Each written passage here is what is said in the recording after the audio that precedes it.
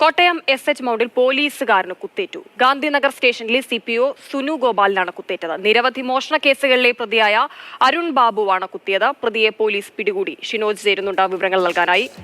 ഷിനോജ്, എപ്പോഴായിരുന്നു ഈ സംഭവം? പ്രതി പോലീസിനെ ആക്രമിച്ച് കടന്നു കളയുകയായിരുന്നല്ലേ?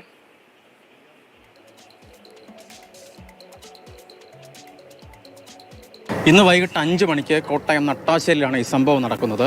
കഴിഞ്ഞ മാർച്ച് 5-ന് കോട്ടയം അള്ളുശ്ശേരിയിലെ ഒരു വീട്ടിൽ വയോധികയെ കെട്ടിയിട്ട് മോഷണം നടത്തിയ കേസിൽ പ്രതിയായിട്ടുള്ള അരുൺ ബാബു ഈ നട്ടാശ്ശേരിയിൽ ഉണ്ട് എന്ന വിവരത്തെ തുടർന്നാണ് ഗാന്ധിനഗർ പോലീസ് മഫ്തിയിൽ ഈ പ്രദേശത്തേക്ക് എത്തുന്നത്. 3 പോലീസുകാരാണുണ്ടായിരുന്നത്. ഇവർ ഓട്ടോറിക്ഷയിൽ ഈ ഭാഗത്തേക്ക് എത്തുകയായിരുന്നു. ഞാനിപ്പോൾ നിൽക്കുന്ന ഈ സ്ഥലത്തെത്തിയ സമയത്ത് പ്രതിയായിട്ടുള്ള അരുൺ ബാബു ഇവിടെ തന്നെ ഉണ്ടായിരുന്നു. തുടർന്ന് ഈ മഫ്തിയിലെത്തിയ പോലീസ് സംഘം ഈ അരുൺ ബാബുവിനെ കീഴ്പ്പെടുത്തുകയായിരുന്നു. എന്നാൽ കയ്യിലുണ്ടായിരുന്ന കത്തി ഉപയോഗിച്ച് 3 കത്തി ഈ അരുൺ ബാബുവിൻ്റെ കയ്യിലുണ്ട് എന്നാണ് ദൃക്സാക്ഷികളൊക്കെ തന്നെ പറയുന്നത്. ഈ കത്തി ഉപയോഗിച്ച് പിടിക്കാൻ വന്ന മൊത്തയിലുണ്ടായിരുന്ന പോലീസുകാരിൽ ഒരാളായ സനു ഗോപാലിൻ്റെ കഴുത്തിൽ കുത്തുകയായിരുന്നു.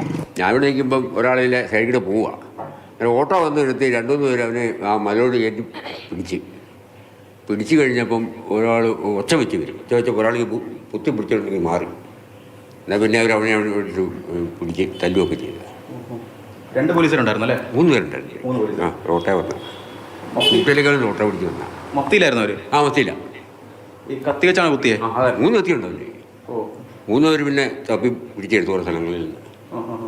കഴുത്തിന് പിന്നിലാണ് കുത്തേറ്റത്.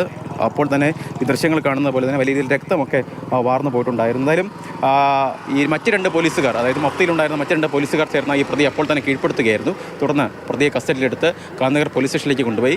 ഈ കുത്തേറ്റ പോലീസുകാരൻ അപകടനില തരണം ചെയ്തിട്ടുണ്ട്. മറ്റ് പ്രശ്നങ്ങളൊന്നും തന്നെ, ആരോഗ്യപരമായ പ്രശ്നങ്ങളൊന്നും തന്നെ ഇല്ല എന്നാണ് ആശുപത്രിയിൽ നിന്ന് നമുക്ക് ലഭ്യമാകുന്ന വിവരമെന്ന് പറയുന്നത്. എന്തായാലും ഈ പിടികൂടിയ പ്രതിയായിട്ടുള്ള അരുൺ ബാബുവിൻ്റെ അറസ്റ്റും പോലീസ് രേഖപ്പെടുത്തിയിട്ടുണ്ട്.